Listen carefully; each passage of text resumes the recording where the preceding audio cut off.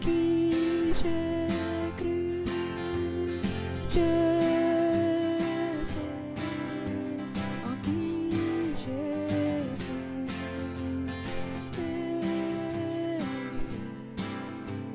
en qui j'ai cru, je sais en qui j'ai L'objectif, c'était de montrer qu'est-ce que c'est qu'un lanceur d'alerte. Quelqu'un qui ne peut pas rester insensible à ce qui se passe autour. Il y a, on va dire, une pensée biblique qui fait comprendre que quand même, quelque part, notre conscience doit nous choquer de comprendre qu'il y a du danger autour et ça nous importe peu. On est inconscient, on s'en fout. Alors ces personnes-là ont le courage, n'est-ce pas? Le courage à leur corps défendant, au risque de leur propre vie par moment, de se mettre en avant dans des batailles parce que c'est des petits David qui combattent des gros Goliaths. Des gens qui combattent un iceberg dont les fonds sont enfouis et dont seulement ils ne peuvent qu'affronter le pic, ce qui sort, ce qui émerge de cet iceberg. Ils combattent la pointe, mais le fond est colosse. Ils combattent contre qui? Au risque de leur propre vie. Et donc, y a-t-il des lois qui garantissent la vie de ces personnes qui dénoncent? Oui, dans certains pays, il y a des lois qui existent pour les protéger. Mais on va comprendre que quand c'est des lois qui tournent autour de la sécurité nationale, c'est difficile. C'est difficile. Quand il y a une implication dans la politique, c'est difficile. Donc, c'est vraiment à leur risque qu'ils osent, n'est-ce pas, dénoncer. Voilà. Bon, maintenant, fait ces précisions-là. Ah oui, il faut rappeler aussi que certains sont en exil. On va prendre le cas de Julian Assange. Bizarrement, après qu'il ait dénoncé, et puis alors depuis là, tous les gens d'accusation tombent sur sa tête. Bon, et pour certains, il aurait violé, enfin, nous savons que beaucoup de choses se passent, voilà. Mais il y a certains qui sont célèbres, il y a Stéphane Gibault, il y a Antoine Deltour, il y a Julian Assange, Edward Snowden. Toutes ces personnes-là sont assez célèbres. Notre objectif, ce n'est pas de venir faire la promotion de ces personnages. Notre objectif est, n'est-ce pas, de dire que bizarrement, il y a un phénomène intéressant qui se passe.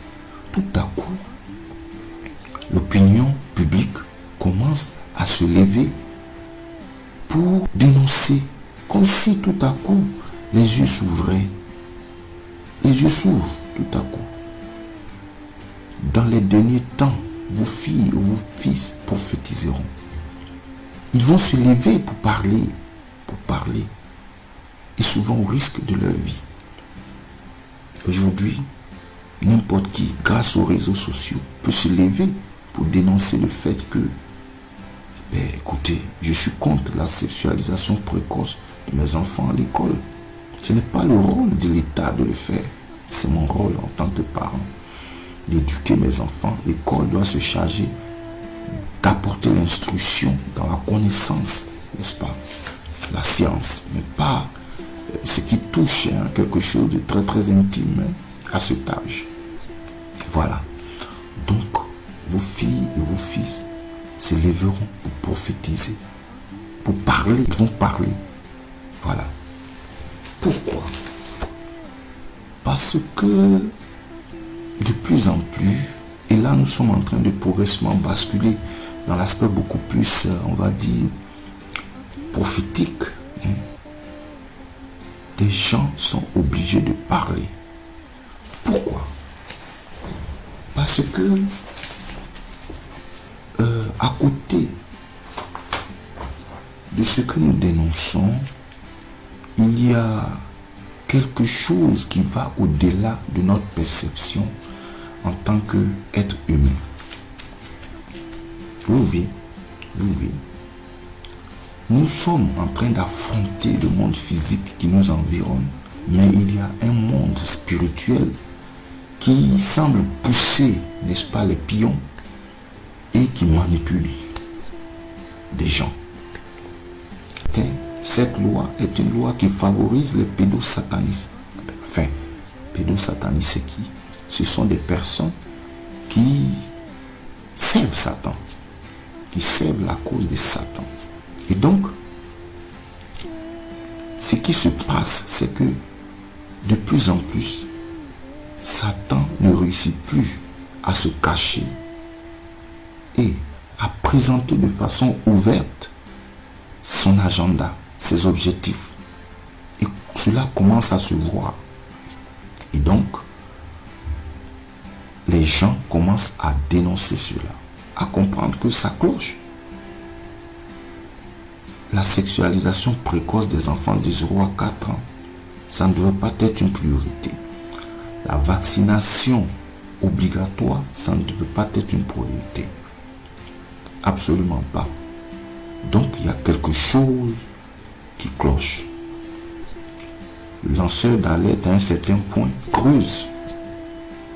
Il dénonce, mais quand il creuse davantage, il commence à comprendre que la pointe de cet iceberg a un fondement beaucoup plus costaud, plus grand, et alors des ramifications et des ramifications.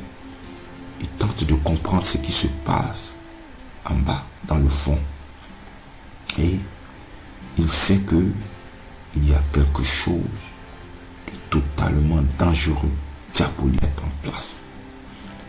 Et qui est pistonné, qui est piloté par des organisations, ça peut être des francs-maçons, des Illuminati, le nouvel ordre mondial, des gens qui ont voué, n'est-ce pas, leur vie, n'est-ce pas, à Satan.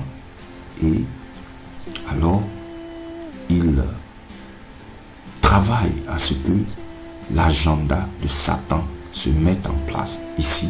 Et ils vont travailler au travers de ce que nous voyons, des lois, des organisations, de certaines structures, ainsi de suite, afin que l'agenda de Satan se positionne et lieu. Et ils infiltrent tous les systèmes, ils infiltrent nos vies, ils infiltrent notre intimité pour nous contrôler davantage. Et là, je le dis, par la puissance du Saint-Esprit, c'est le prophète de Dieu. Alors que le lanceur d'alerte lance, il dénonce, il risque sa vie. Et il est obligé de tout abandonner. Le prophète de Dieu n'a pas peur. Il n'a pas peur. Il n'a pas peur. Le lanceur d'alerte, à son corps défendant, décide de parler. Qui l'a envoyé? Qui l'a envoyé? C'est une obligation morale qui le pousse à faire cela et à risquer. Mais qui l'a envoyé? Qui l'a envoyé? Il a été envoyé par qui? Par lui-même. Qui le pousse? Qui le protège? Qui le protège? Quand les fake news vont venir, ils vont le saisir, le balancer en prison. Ils vont le torturer. Qui l'a envoyé? Qui le protège? Le prophète de Dieu est envoyé par Dieu. Quand il parle, il annonce la parole de Dieu. Il annonce les oracles de Dieu. C'est Dieu qui l'a envoyé. Celui qui s'en prend, lui, il s'en prend en Dieu. Le prophète de Dieu a l'onction de Dieu. Il a la révélation qui va au-delà de ce que le lanceur d'alerte reçoit. Le lanceur d'alerte construit son opinion sur la base de quelques éléments objectifs, et c'est bien. Le prophète de Dieu parle au-dessus de l'objectivité, parce que c'est évident, mais il va au-delà de ce qui est objectif. Il parle au-delà au-delà de ce qui est objectif. Voilà. Mais surtout, il a le mandat, la l'onction et il a le mandat. Satan n'est pas plus grand que Dieu. Jésus-Christ, qui est le maître du prophète, a vaincu Satan. Donc, le prophète de Dieu sort de l'ombre pour dénoncer, pour avertir, pour alerter. Mais le prophète de Dieu a la protection de Dieu lui-même. Il parle sans peur parce qu'il a l'onction. Avisez-vous de mettre un doigt sur le prophète de Dieu. Vous allez vous briser le cou, la nuque. Voilà. Parce que celui qui touche au prophète a touché à l'œil de Dieu. Voilà. Donc, nous allons poursuivre maintenant vers la seconde partie de notre exhortation.